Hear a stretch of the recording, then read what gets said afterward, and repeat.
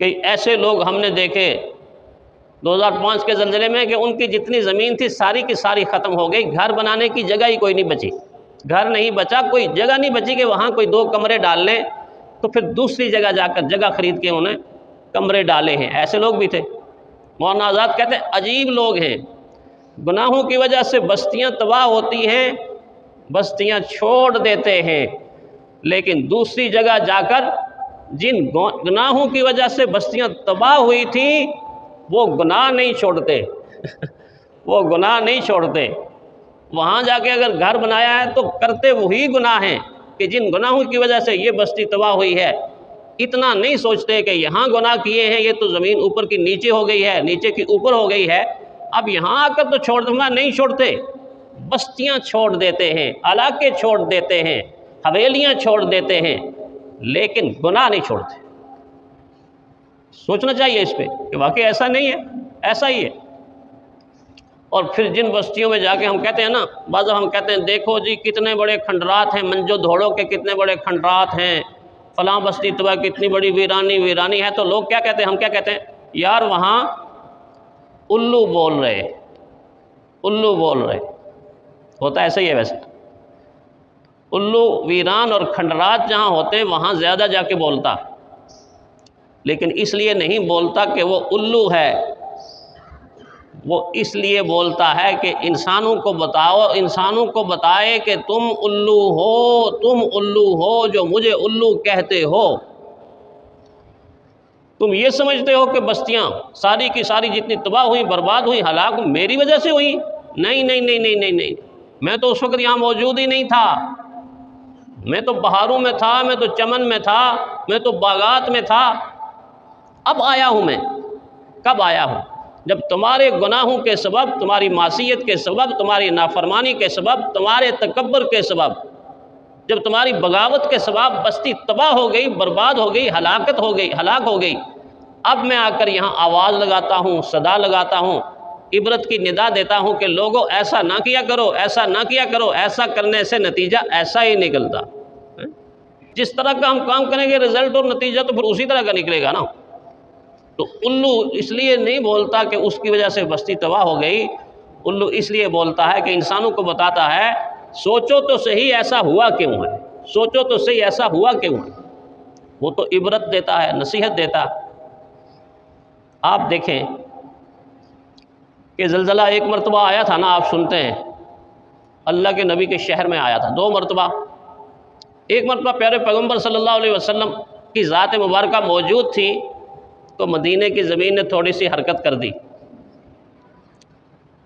اللہ تعالیٰ کے محبوب نے اپنا ہاتھ مبارک اس زمین پر رکھا، اور آپ کے ہاتھ کی برکت، آپ کا معجزہ کہ ہاتھ رکھنے سے، اللہ کا نام لینے سے زمین ٹھہر گئی، رک گئی۔ پھر صحابہ کو مخاطب کر کے فرمایا اس کی وجہ یہ ہوتی ہے کہ انسان اس زمین کے اوپر ظلم کرتا ہے، گناہ کرتا ہے، توبہ کی طرف آ جاؤ۔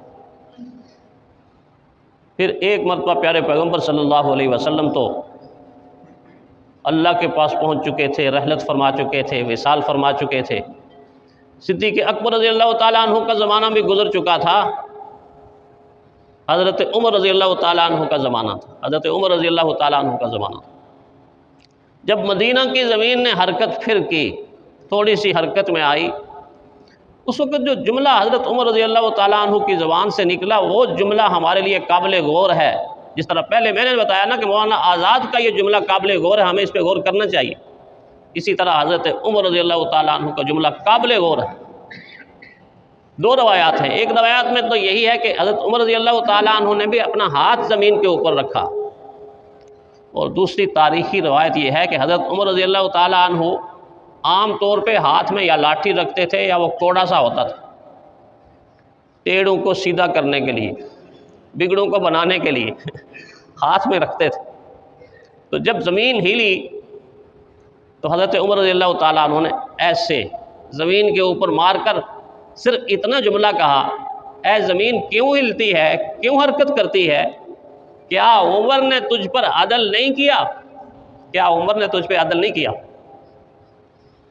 دیکھنے والوں کا کہنا ہے کہ بس وہ ٹھوکر جو لگی، ایسی زمین سکون میں آئی، ایسی سکون میں آئی بعض دفعہ تو یہ کہا جاتا ہے کہ اس وقت سے لے کے آج تک ہو سکتا ہے ٹھیک ہو، مدینہ میں زلزلہ نہیں آیا، لیکن اگر یہ بات ٹھیک نہ بھی ہو، اتنی بات تو ٹھیک ہے کہ حضرت عمر رضی اللہ تعالیٰ عنہ نے کہا کیا عمر نے آپ پر عدل نہیں کیا؟ زمین رک گئی، زمین ٹھہر گئی۔ آج حضرت عمر کی مسند پر بیٹھنے والے لوگ، یہ مسند کس کی ہے؟ امام الانبیاء کی مسند ہے۔ ممبر کس کی مسند ہے؟ مصلی کس کی مسند ہے؟ عہدہ اور مقام کس کی مسند ہے؟ آج امت مسلمہ کے جو لوگ جن کو اس مسند پر بٹھایا گیا ہے اور جس بلڈنگ میں بٹھایا گیا، اس بلڈنگ کے ماتھے کے اوپر، چہرے کے اوپر کیا لکھا گیا؟ اے دلو ہوا اقرب للتقوی۔ یہ آیت لکھی ہوئی ہے، جا کے دیکھیں ہائی کورٹ کے دروازے کے اوپر، سپریم کورٹ کے دروازے کے اوپر جا کے دیکھیں، اے دلو ہوا اقرب للتقوی۔ لوگوں عدل کرو، عدل کرو، انصاف کرو، یہی تو تقوی ہے، یہی تو تقوی ہے۔ ماتھے کے اوپر عدل ہو رہا ہے اور بلڈنگ کے اندر ظلم ہی ظلم ہو رہا ہے، ظلم ہی ظلم ہو رہا ہے۔ جو آتا ہے اگر ہنستے ہوئے بھی آتا ہے تو خون کے آنسو روتے ہوئے جاتا ہے، روتے ہوئے جاتا ہے۔ جس بیچارے کی نسلیں انصاف لینے کے لیے بھیک مانگ مانگ کے ختم ہو جائیں، جس کی جوتیاں پھٹ جائیں، جس کے اثاثے ختم ہو جائیں، جس کی ساری کائنات بک جائے، اور اس کے بعد بھی اس کو عدل نہ ملے، وہ جب اس آیت کو پڑھتا ہے اے دلو ہوا اقرب للتقوی، عدل کرو تقوی سے زیادہ قریب ہے۔ ہر عربی خطبے میں جمعے میں آپ کیا سنتے ہو؟ ان اللہ یأمرکم بالعدل والاحسان۔ ابھی تھوڑی دیر کے بعد خطبے میں سنو گے، کہاں گئی ہے یہ صفت؟ ایک جج صاحب کی سپیچ سنی، شرم سے سر جھک گیا کہ قرآن کی ایک آیت بھی اس بیچارے کو پڑھنی نہیں آتی، پڑھ رہا ہے تو غلط پڑھ رہا ہے، پڑھ رہا ہے تو غلط پڑھ رہا ہے۔ اس امت کی قسمت کے کس عمل کو روئے بندہ، کس عمل کو روئے بندہ۔ کتنا بڑا منصب ہے، کتنا اونچا منصب ہے، کتنا بابرکت منصب ہے، لیکن حالت یہ باتیں میں نے اس لیے کی ہیں کہ ماہ مبارک سے پہلے اگر زمین کو ہلایا گیا ہے تو مجھے اور آپ کو جھنجھوڑا گیا، وارننگ دی گئی ہے، جگایا گیا ہے کہ خدا کے لیے اپنے اعمال پر غور کر لو۔ یہ نہ سمجھنا کہ بس رمضان آ گیا ہے تو رمضان میں برکتیں ہی برکتیں اور رحمتیں ہی رحمتیں۔ رمضان کی برکتوں کا، اس کی رحمتوں کا کوئی انکار نہیں ہے، لیکن اس کا کنیکشن، اس کا تعلق میرے اور آپ کے عمل سے جڑا ہوا ہے۔ میرا آپ کا عمل ٹھیک ہوگا تو رحمتوں کی بارش مجھ پر بھی ہوگی، آپ پر بھی ہوگی، دھرتی پر بھی ہوگی۔ اگر عمل ٹیڑھا ہوگا تو پھر زمین ایسے ہی ہلتی رہے گی۔ اللہ تعالی ہمیں عمل درست کرنے کی توفیق عطا فرمائے۔